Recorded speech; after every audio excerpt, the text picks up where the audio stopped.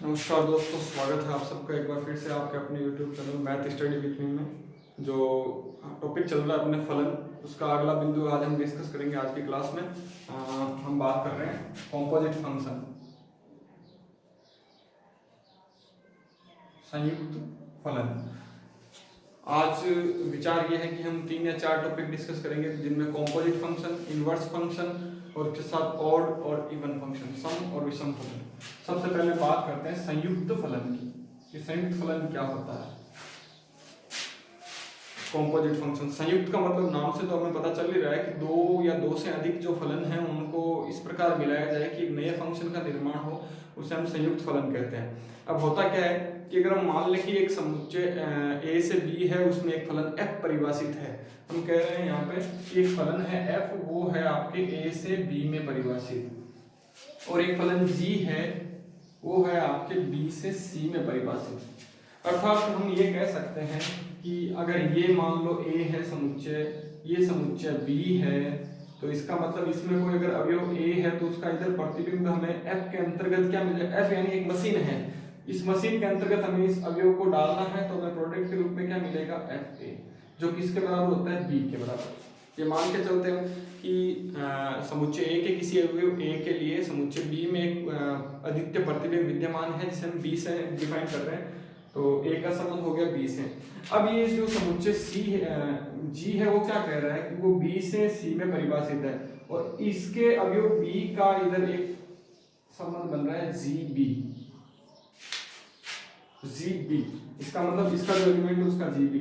तो अगर हम इसको तरीके से लिखना चाहें तो ये इस प्रकार लिखा जाएगा कि ये यहाँ से यहाँ तक मान लो ये एलिमेंट है, तो फलन g के अंतर्गत इसका संबंध है, ga का संबंध किससे हो जाएगा, c के साथ।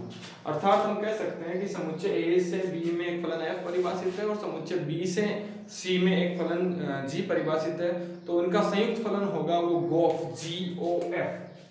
GOF। वो कहां से कहां तक परिभाषित होगा, सीधा a से c में। अब इसकी कुछ विशेष कंडीशन होती है, ऐसे हर कोई फलन GOF परिभाषित हो ये आवश्यक नहीं है। तो हमें इस चीज का ध्यान रखना है कि कौन कौन सी वो कंडीशन है, वो हमें ध्यान में रखनी है कि भाई ये समुच्चय a से b में परिभाषित हुआ है, तो इसका मतलब है f के अंतर्गत a के अवयवों का प्रतिबिंब है वो b में विद्यमान होंगे। अब वापस जो अगला जो है फलन g, वो है b से c में, इसका मतलब b के अवयवों के प्रतिबिंब है वो c में विद्यमान है। इसका मतलब हो गया कि GOF का अस्तित्व तभी होगा जब f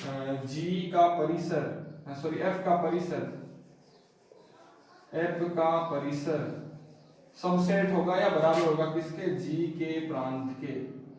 अर्थात GOF परिभाषित होने की एकमात्र शर्त यही है कि f का परिसर है वो g के प्रांत का उपसमुच्चय होना चाहिए। बहुत ही महत्वपूर्ण शर्त है, कई बार कंपटीशन एग्जाम में एज इट इज पूछी जाती है कि GOF का अस्तित्व कब होगा या FOG का अस्तित्व कब होगा, आपको ये बताना होता है कॉम्पोजिट फंक्शन में। तो इस कंडीशन में हम ये ज्ञात करते हैं। तो इसका अगर सीधे से डायग्राम अगर हम समझे तो इस प्रकार बनेगा। देखो दोस्तों, ये मान लो A समुच्चय है, इसका कोई अवयव A बैठा है अंदर, ये समुच्चय है B, इसका कोई अवयव B बैठा है, और ये समुच्चय है आपके C, इसका कोई अवयव C अंदर बैठा है। तो मैंने कहा कि ये रहा फलन A से B में, समुच्चय A से B में एक फलन है F, अर्थात इस A का संबंध किससे हो गया, B से हो गया, और समुच्चय B से C में एक फलन है G परिभाषित, जिसका अंतर्गत G का अवयव B का संबंध किससे हो गया, C से हो गया। तो जो गोफ होगा वो इस B को छोड़कर सीधा A से कहां परिभाषित होगा, आपके GOF, सीधा A से C में परिभाषित होगा। अर्थात इसका जो परिसर है उसके प्रांत का सबसेट होना आवश्यक है, उसी कंडीशन में GOF परिभाषित होगा, अन्यथा परिभाषित नहीं होगा। तो आपको ये एकमात्र शर्त है, ये याद रखनी है, और ये इसका डायग्राम है, ये भी आपको याद रखना है। इसके बाद हम एक क्वेश्चन करके देखते हैं। मैंने कहा एक फलन f है वो r से r में परिभाषित है और एक फलन g है वो भी r से r में परिभाषित है और fx किसके बराबर है e की पावर x के और gx किसके बराबर है मान लो sin x के बराबर है। तो मुझे अगर मान लो GOF ज्ञात करना है तो वो कहाँ से कहाँ होगा, क्योंकि यहाँ तो सारे वैल्यू है वो वास्तविक संख्याओं में परिभाषित है r से r में, तो GOF भी r से r में परिभाषित होगा। तो इस कंडीशन में हम GOF कैसे ज्ञात करेंगे, तो आपको ऐसे लिखना है। सबसे पहले आपको ये ध्यान रखना है कि अंतिम चीज क्या है, f है या g है। भाई दोनों तरीकों से हम लिख सकते हैं ना, f और g भी तो लिख सकते हैं, फॉग और गॉफ। तो यहाँ पे एक चीज आपको याद रखनी है कि अंतिम जो फलन है वो कौन सा है। तो मुझे यहाँ पे दिख रहा है अंतिम फलन f है, तो f कहाँ से कहाँ तक परिभाषित था, f तो a से r में था। चूंकि यहाँ सारी जगह r है तो मैं इसको थोड़ा चेंज कर देता हूँ। एक बार मान लेता हूँ ये a है, ये b है, ये b है और ये c है। तो आपको ध्यान में क्या रखना है कि अंतिम क्या है f कहां से कहां तक था, a से b में था। तो आप जो एलिमेंट चूज करोगे, एलिमेंट चुनोगे, वो किसका होगा, हमेशा a का होगा। यहाँ आपको थोड़ा कंफ्यूजन नहीं रखना है, ध्यान में रखना है। तो इसका मतलब आप क्या लिखोगे, GOF, यहाँ मैंने ले लिया मान लो x, और x कहां से लिया आपने, समुच्चय a से। ये आपको लिखना है, याद रखना है। तो अगली स्टेप में क्या लिखना है, ये जो चिन्ह है ये हटा देना है, fx। अब fx किसके बराबर है यहाँ पे, e की पावर x, यानी यहाँ आप लिख सकते हो e की पावर x।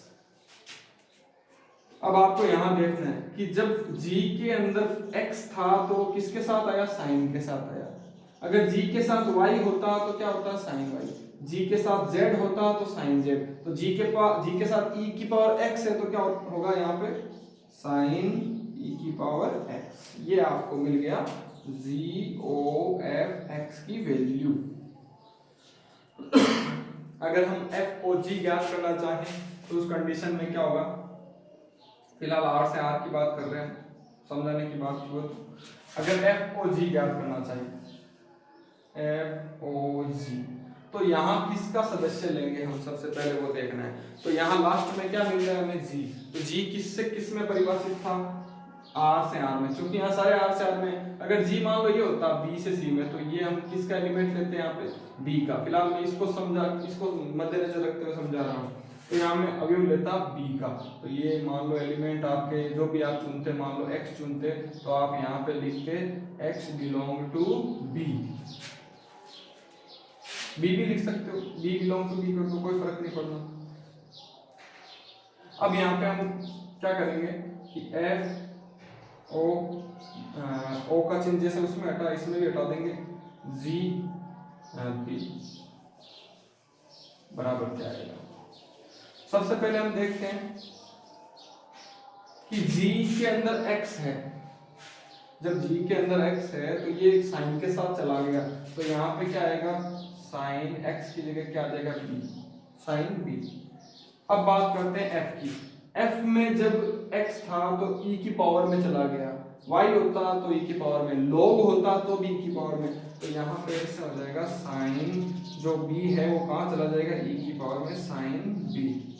तो इस प्रकार आपको वैल्यू मिलेगी। अगर यहाँ x मान के करें हम प्रश्न को, तो इस प्रकार मिलेगा, सब जगह x कर दो, कोई फर्क नहीं पड़ना। अब एक चीज ध्यान में देने वाली बात है, ये आपने ज्ञात किया f o g x, तो आपने f o g ज्ञात किया और g o f ज्ञात किया, दोनों के दोनों बराबर नहीं मिले हमें। तो इसका मतलब हम कह सकते हैं कि क्रम विनिमय का पालन नहीं करता। अगर f पहले लिखते हैं तो अलग वैल्यू आएगी, g पहले लिखते हैं तो अलग। इसका मतलब f o g not equal to g o f। आपको ये बात याद रखनी है, क्रम विनिमय का पालन नहीं करता है। और क्या याद रखना है आपको, और ये याद रखना है कि अगर g o f का अस्तित्व है तो ये आवश्यक नहीं है कि f o g का भी अस्तित्व हो।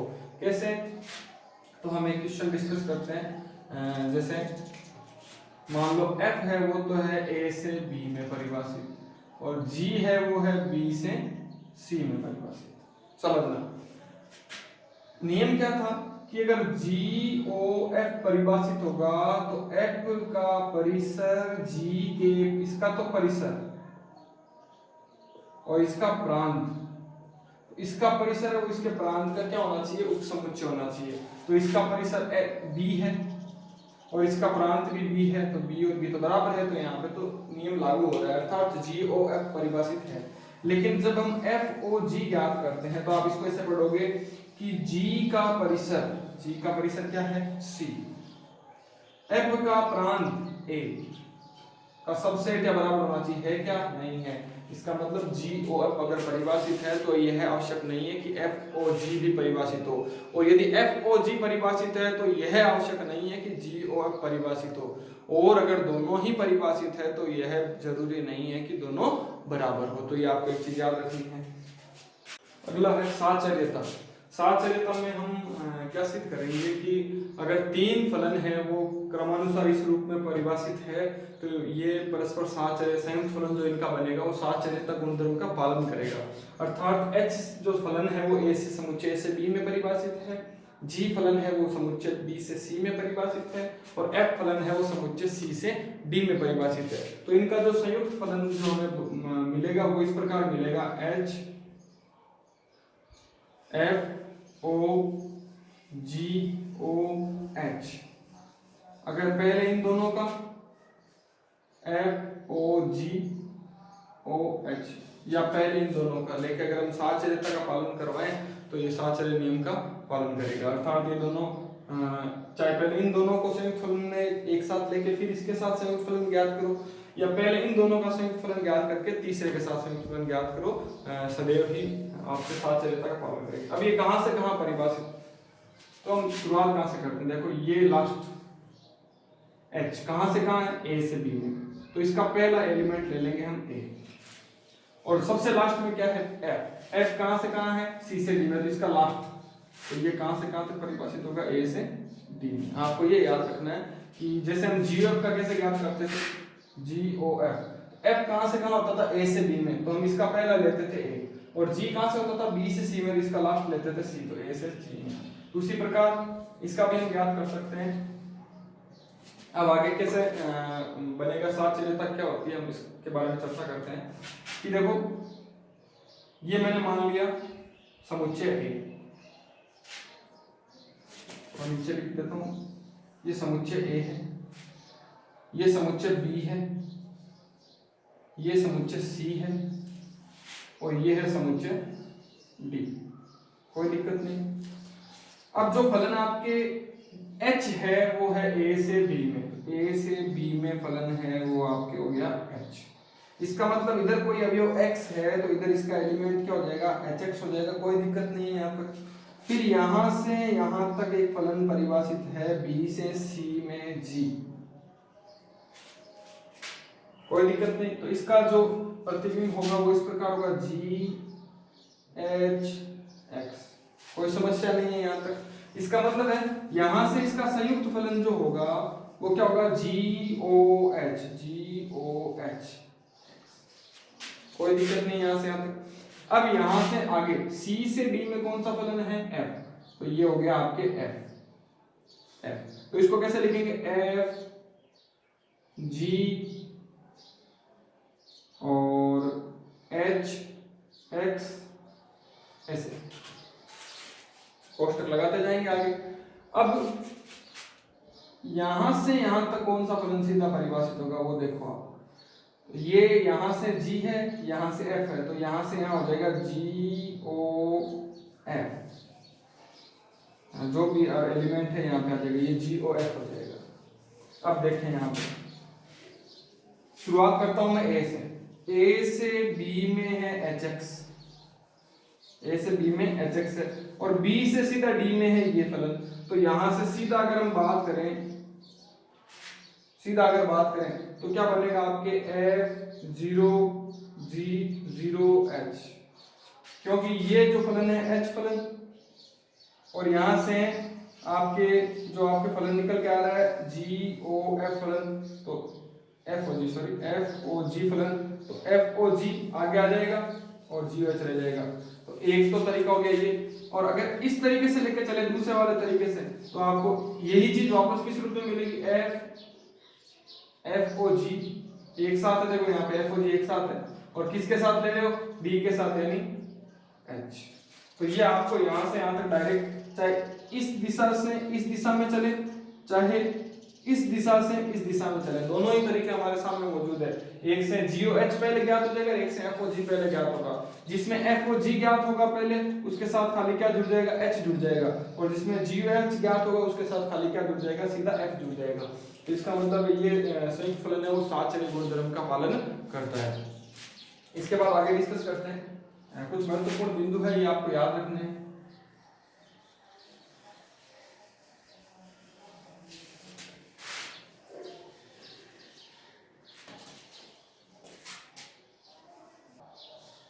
कुछ महत्वपूर्ण बिंदु है जो संयुक्त फलन की परिभाषा में शामिल किए जाते हैं और संयुक्त फलन के क्राइटेरिया में शामिल है, उनकी चर्चा भी हमें कर लेनी चाहिए क्योंकि इनसे कई बार कथन के क्वेश्चन पूछे जा सकते हैं कंपटीशन एग्जाम में। अगर स्टैंडर्ड क्वेश्चन अगर दे एग्जामिनर तो उनको इन बिंदुओं को चुन सकता है। क्या क्या है बिंदु कि संयुक्त फलन है वो क्रम विनिमय गुणधर्म का पालन करे, यह आवश्यक नहीं है। शुरुआत में हमने बात की थी कि FOGO और GOF अगर परिभाषित भी है तो बराबर हो, ये आवश्यक नहीं है। दूसरा गुणधर्म संयुक्त फलन है वो साहचर्य गुणधर्म का पालन करते हैं, ये भी हमने सोल्व करके देखा। ये बिंदु बहुत ही महत्वपूर्ण है।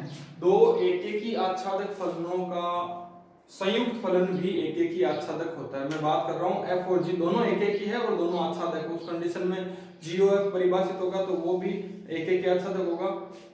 उसके बाद में कुछ विशेष चीजें हैं, कई बार पूछी जाती है कि यदि खाली GOF है वो आच्छादक हो, केवल यदि GOF आच्छादक हो तो G भी आच्छादक होगा। F आच्छादक हो ये जरूरी नहीं है, लेकिन G को आच्छादक होना जरूरी है। यदि ये सही है तो ये सही होगा, अर्थात GOF आच्छादक है तो G भी आच्छादक होगा। यदि GOF एकेकी है तो F का एकेकी होना जरूरी होगा। उस कंडीशन में G का एकेकी होना जरूरी नहीं है, हो तो अच्छी बात, नहीं हो तो भी चल सकता है काम। अर्थात GOF अगर एकेकी है तो उस कंडीशन में आपके F का भी एकेकी होना जरूरी है। GOF अगर आच्छादक है उस कंडीशन में G का आच्छादक होना जरूरी है। दोनों में देखो अलग अलग एलिमेंट है, एकेकी के लिए पहला वाला एलिमेंट जरूरी हो गया, आच्छादक के लिए दूसरा वाला एलिमेंट जरूरी हो गया। अगला है अगर GOF आच्छादक है और G एकेकी है तो F आच्छादक होगा, ये आपको याद रखना है। ये चार बिंदु जो है आपको रटने के साथ साथ समझने भी होंगे। स्वयं डायग्राम बनाएं घर पे और इनकी कंडीशन फॉलो करके देखें, जो परिणाम आपको मिलेगा वो इसी रूप में मिलेगा। आप करके देखना, स्वयं करने की कोशिश करना। यदि GOF एकेकी है और F आच्छादक है तो G भी एकेकी, इन दोनों को क्रॉस में याद रखना। यहाँ देखो G एकेकी है तो F आच्छादक मिलेगा और यदि F आच्छादक है तो G एकेकी मिलेगा। पहले वाले में GOF आच्छादक है, दूसरे वाले में GOF एकेकी है। ये आपको चार बिंदु याद रखने, कई बार स्टेटमेंट में पूछे जाते हैं। उसके बाद में यदि F तथा G प्रतिलोम G के प्रतिलोम विद्यमान है, प्रतिलोम अभी हमने फिलहाल बात नहीं की है लेकिन आगे करेंगे। प्रतिलोम फलन F का प्रतिलोम F इनवर्स, G का प्रतिलोम G इनवर्स, वो भी किसी विशेष कंडीशन में परिभाषित होते हैं, उसकी आगे बात करेंगे। इनके संयुक्त फलन अगर परिभाषित होंगे तो ये शर्त कई बार पूछी गई है, आपको याद रखनी है कि GOF का संयुक्त फलन का इनवर्स होगा वो उनके अलग अलग इनवर्स के विपरीत क्रम में होगा। पहले G आया है लेकिन पहले F आएगा, पहले लास्ट में F था तो पहले G आएगा। तो आपको ये ध्यान रखना है क्रम। यदि F A से B में कोई फलन परिभाषित है, यहाँ जो I A है, I A का मतलब होता है A से A में, I B का मतलब होता है B से B में। तो FOIA बराबर IBOF का मान F के बराबर ही आएगा। कैसे होगा देखो, जैसे मैंने FOIA का मैंने अभी लिया, कोई मान लो X ले लिया, तो I क्या है, तत्समक फलन है। तत्समक फलन क्या होता है, X का संबंध X है, तो ये वापस क्या बन जाएगा FIX, तो ये बनेगा FX और FX का मान वापस हमने इसमें लिया, फलन में ही परिभाषित है, ये F का मान हो गया। तो इसका मतलब ये चीजें बराबर होती है। तो ये आपको कुछ गुणधर्म है विशेष के याद रखने हैं। तो ये थे संयुक्त फलन। अब हम बात करते हैं प्रतिलोम फलन की।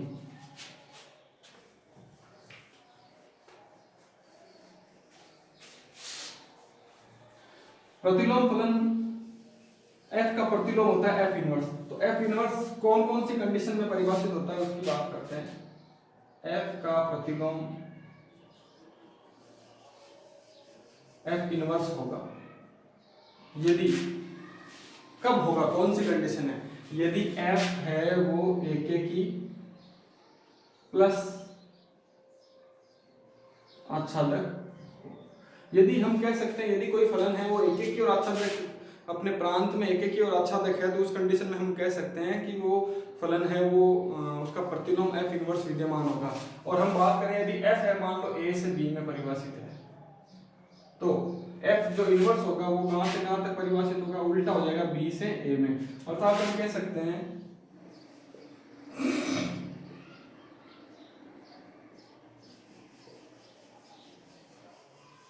ये एक की है और आच्छादक भी है।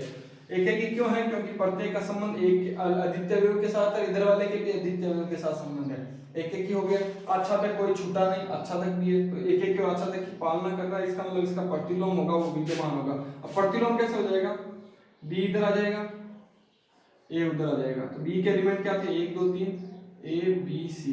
अब इधर जो संबंध था वही उधर रहेगा, ए का संबंध 3 के साथ तो 3 का संबंध ए के साथ, बी का संबंध 1 के साथ तो 1 का संबंध बी के साथ, 2 का संबंध सी के साथ तो 2 का संबंध सी के साथ। क्रम वही रहेगा, क्रम बिल्कुल चेंज नहीं होगा। इधर देखो आप 2 तीर के निशान ऐसे जा रहे थे, इधर 2 तीर के निशान है वैसे जा रहे हैं, जो ऐसे लाइन थी वो ऐसे होगी और जो ऐसे लाइन थी वो ऐसे होगी।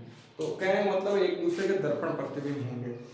कब होगा ये सब, जब दो फलन है, कोई भी फलन है वो एक की और आच्छादक की अनुपालना करता है। तो हम एफ इनवर्स कैसे ज्ञात कर सकते हैं, तो सबसे पहले तो हमें सिद्ध करना होता है कि फलन एक की और आच्छादक है या नहीं है। तो वो चीज थ्योरेटिकल आ गई, हमें सिद्ध तो करना नहीं है, कंपटीशन एग्जाम में आएगी चीज, तो हमें तो सीधा पूछेगा एफ इनवर्स है या नहीं है। तो हमें फलन की रूपरेखा देखनी है, हमें पता होना चाहिए कौन कौन से फलन एक की होते हैं, कौन कौन से आच्छादक। प्रश्न आ गया जैसे कि साइन एक्स,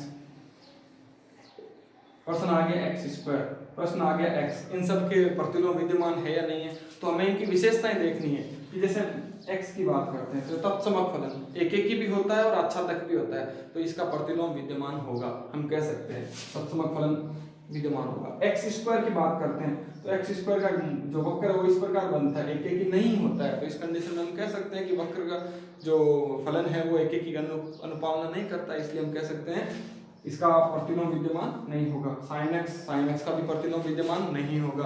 अपने प्रांत में अगर देखें तो फलन एक की नहीं होता है, वो एक की होता है, तो प्रतिलोम इस कंडीशन में विद्यमान नहीं होता है। तो हमें सबसे पहले उसके एक की और आच्छादक होने की परिभाषा समझ में आनी चाहिए। अगर वो चीज हमारे क्लियर है तो हम फलन का प्रतिलोम ज्ञात कर सकते हैं। अब प्रतिलोम कैसे ज्ञात करेंगे,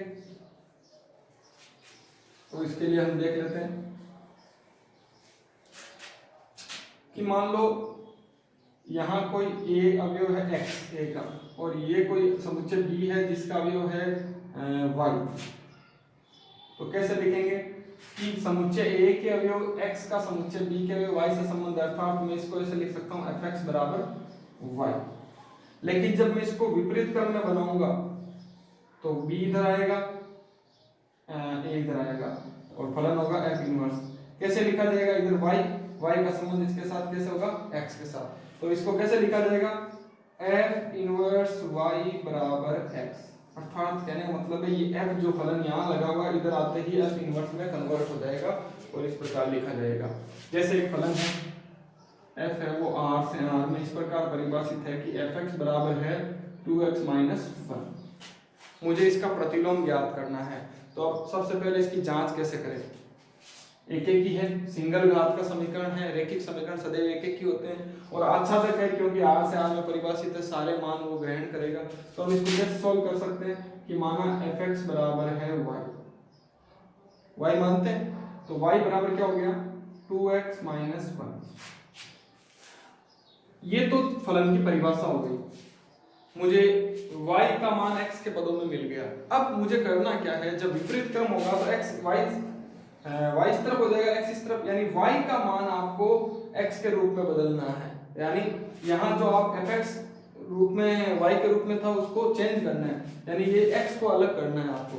तो आप क्या लिख सकते हो, क्यों कर सकते हो, क्योंकि मुझे x का मान ज्ञात करना है, x किसके बराबर होता है, f इनवर्स y के बराबर होता है। तो आप यहाँ से सबसे पहले a को इधर लाओगे तो ये हो जाएगा y plus 1 is equal to 2x, और यहाँ से 2x बराबर x बराबर हो जाएगा y प्लस 1/2, और x किसके बराबर था, f इनवर्स y बराबर y प्लस 1/। अब पूरा प्रश्न जो है y के रूप में, उससे पहले पूरा प्रश्न जो था x के रूप में था। इस प्रकार आप प्रतिलोम जो फलन है वो ज्ञात कर सकते हो।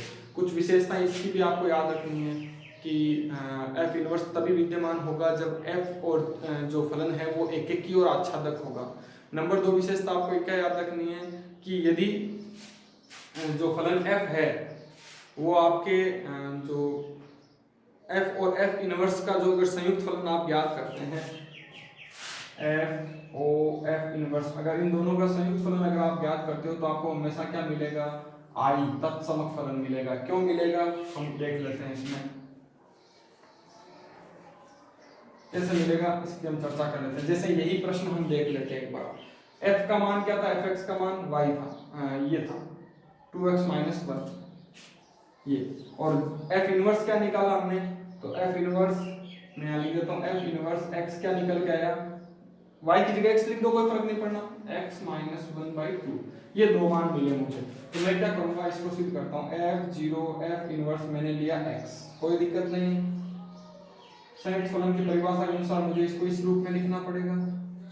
अगली स्टेप में मुझे ऐसे लिखना पड़ेगा, f इनवर्स x, इसका मान किसके बराबर है, x minus 1/2, x minus 1 sorry x plus 1 है यहाँ पे, x प्लस 1/2 लिख दिया।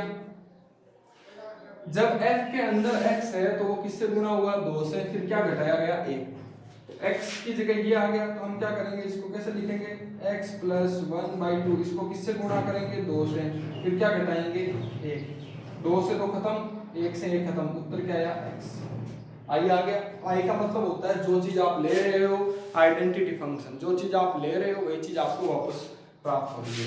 अब उल्टा ज्ञात कर लेते हैं इसका, f इनवर्स o f, वापस एलिमेंट लेते हैं x, f inverse fx, fx का मान क्या है, x प्लस 1/2 है, सॉरी 2x माइनस 1 है, f inverse 2x minus, f inverse के अंदर जो भी मान था उसमें आपने 1 जोड़ के 2 का भाग लगाया, तो इसके अंदर जो भी मान है इसमें 1 जोड़ दो और 2 का भाग लगा दो, तो 1 से खत्म, 2 से 2 खत्म, वापस क्या मिला आपको, x। तो आपको एक नियम और याद रखना है, नियम क्या है कि f o f इनवर्स या f इनवर्स o f दोनों क्रम गिनती में बराबर होंगे और दोनों का मान किसके बराबर होगा, I के बराबर। ये आपको याद रखना है।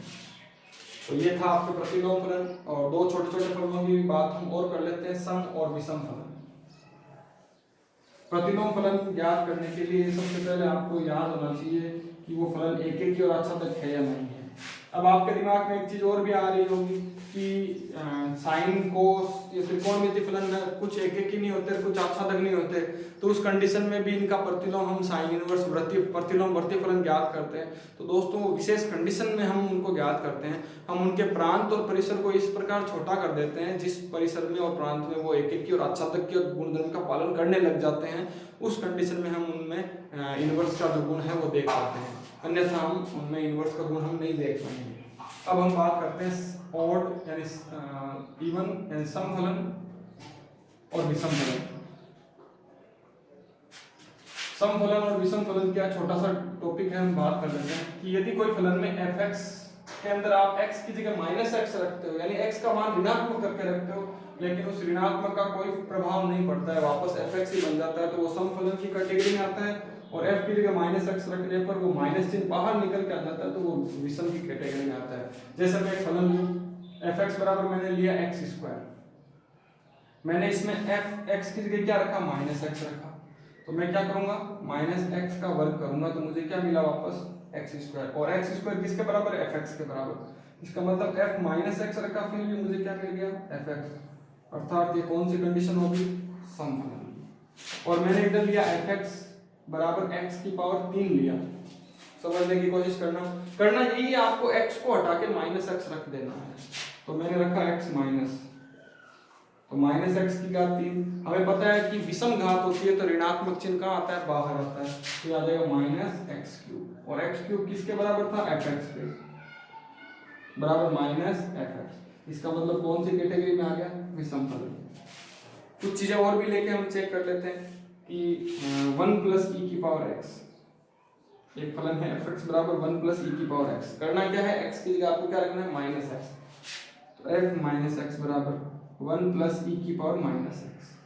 1 प्लस ई की पावर माइनस एक्स को आप ऐसे लिख सकते हो 1 बटा ई की पावर एक्स। सरल करोगे तो ई की पावर एक्स प्लस 1 अपॉन ई की पावर एक्स। क्योंकि ये तो फलन ही बदल गया है यहाँ से यहाँ तक अगर देखें तो, इसका मतलब न तो ये सम है और न ही विषम है। तो फलन की कितनी प्रकृतियां पढ़ ली हमने? 3। फलन सम भी हो सकता है, विषम भी हो सकता है, और एक ऐसी कैटेगरी भी हो सकती है जो न सम हो न विषम हो। तो आपको ये चीज सम और विषम फलन की याद रखनी है। त्रिकोणमितीय फलनों की जब हम बात करते हैं तो हम देखते हैं कि साइन, टेन, कोट और कोसेक, ये 4 फलन तो होते हैं विषम फलन, विषम फलन। और सेक और कोस ये होते हैं सम फलन। क्या कारण है, क्यों होते हैं? एक एक एक कर लेते हैं दोनों में से। जैसे मैंने लिखा कोस माइनस एक्स। एक्स सम और विषम की जांच एक ही तरीका है, आप एक्स की जगह माइनस का चिन्ह लगा के रख दो। अगर उस माइनस के चिन्ह का प्रभाव फलन पे पड़ जाता है, माइनस चिन्ह बाहर आ जाता है, प्रभाव पड़ने का मतलब ऐसे नहीं फलन चेंजेस नहीं होना चाहिए, फलन का मान एफ एक्स है तो एफ एक्स ही रहना चाहिए, लेकिन एफ एक्स अगर प्लस का है तो सम, माइनस है तो विषम। तो हम यहाँ पे क्या करेंगे कि भाई ये कौन सी कंडीशन है? चौथे क्वाड्रेंट में माइनस थीटा हम जानते हैं चौथे क्वाड्रेंट में आता है, और चौथे में क्या होता है? कोस पॉजिटिव। तो ये कोस एक्स का एक्स रह गया। सेक भी चौथे में पॉजिटिव होता है इसलिए दोनों सम हो जाते हैं, लेकिन ये चारों के चारों चौथे क्वाड्रेंट में नेगेटिव होते हैं इसलिए माइनस चिन्ह बाहर आ जाता है। जैसे साइन, माइनस साइन थीटा होता है, माइनस चिन्ह बाहर आ गया, इसका मतलब क्या हो गया? विषम फलन। तो आपको ये चीज याद रखनी है, सम और विषम फलन। अब इनके कुछ गुणधर्म है वो भी आपको याद रखने हैं। इसके बाद हमारा एक लास्ट टॉपिक बचेगा फलन की जो प्रकार है उनमें आवर्ती फलन, उसको हम अगली कक्षा में डिस्कस करेंगे। फिर हमारी जो कक्षा होगी वो किसी भी फलन के प्रांत और परिसर जो ज्यादातर एग्जाम में पूछे जाते हैं। अब ये काफी बड़ा टॉपिक है, 2 या 3 वीडियो इसके और बनेंगे। पहला पॉइंट आपको याद रखना है, 2 समफलनों का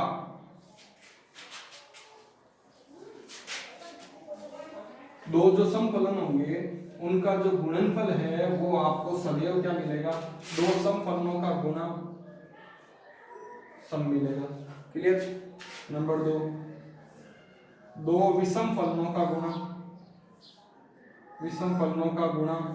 अगर 2 विषम फलन उनका गुणा भी क्या मिलेगा आपको? एक समफलन ही होगा। अर्थात मैं ऐसे कह सकता हूं कि अगर मैं ऐसे लूं, यहां समफलन विषम फलन, यहां समफलन विषम फलन, तो अगर सम के साथ सम का गुणा लूंगा तो मुझे क्या मिलेगा? समफलन मिलेगा। सम के साथ विषम का गुणा लूंगा, सम और विषम का, तो मुझे विषम मिलेगा। विषम के साथ सम का गुणा लूंगा तो विषम मिलेगा, और विषम के साथ विषम का गुणा लूंगा तो वापस क्या मिलेगा? समफलन मिलेगा। कोई दिक्कत नहीं है यहाँ पर। तो ये चीज अब आगे लिखने की आवश्यकता ही नहीं है, आप इसको याद रखो। सम के साथ सम का गुणा, गुणनफल की बात चल रही है, सम के साथ सम, सम, सम के साथ विषम, विषम। ये उसी प्रकार है plus minus, plus into plus, plus into minus, minus into plus और माइनस इंटू माइनस। अब बात करते हैं योग और व्यकलन की, योग और बाकी की बात करते हैं। अगर 2 समफलन हैं, मान लो fx प्लस gx, अगर दोनों सम है तो इनका उत्तर विषम आएगा, दोनों विषम है तो इनका उत्तर भी जो मिलेगा वो विषम फलन मिलेगा। लेकिन अगर एक सम एक विषम है तो न सम होगा न विषम होगा, उस कंडीशन में हम कुछ भी नहीं कह सकते। तो आपको याद रखना है, अगर ये चीज है तो परिणाम है वो, अगर दोनों सम है, अगर दोनों सम है तो परिणाम विषम आएगा, दोनों विषम है तो जो परिणाम होगा वो भी विषम होगा। ये आपको याद रखना है। तो ये कुछ विशेष गुणधर्म थे। इसके साथ एक चीज और भी आप लिख सकते हो, GOF। GOF अगर एक मान लो फलन परिभाषित है, अगर इस कंडीशन में हम ज्ञात करें कि GOF सम होगा या विषम होगा, ये चीज़ किस पे डिपेंड करती है। तो अगर हम इसको देखें कि मान लो आप यहाँ पे x लेते हो g, फिर आप यहाँ पे fx रखते हो, और ये जो आपको लास्ट में वैल्यू मिलेगी वो इस रूप में मिलेगी। तो सोचो अगर सम फलन होगा, कंडीशन क्या है, अगर ये सम फलन होगा यानी f सम फलन होगा, तो उस कंडीशन में g और f भी क्या होगा, सम फलन। रीजन क्या है कि अगर यहाँ से सम फलन होगा तो ऋणात्मक चिन्ह तो यही विलोपित हो जाएगा, और जो लास्ट में आंसर मिलेगा वो आपको सम के रूप में मिलेगा। और अगर मान लो ये विषम फलन है, ये विषम फलन है, तो g और सम भी हो सकता है और विषम भी। रीजन क्योंकि g के ऊपर भी डिपेंड करती है चीज कि वो सम है या विषम, तो वो फलन की प्रकृति पर डिपेंड करता है। तो उसकी चर्चा हम अगली क्लासों में करेंगे और विस्तार से, कौन कौन से सम फलन बनते हैं और कौन कौन से विषम फलन, और उसके साथ में ही हम आवर्ती फलन की भी बात करेंगे, और जितने भी महत्वपूर्ण क्वेश्चन है वो भी हम डिस्कस करेंगे। उसके साथ में आपको एक और सीट प्रोवाइड की जाएगी फलन के बारे में, और मिलते हैं अगले वीडियो में। Thank you so much.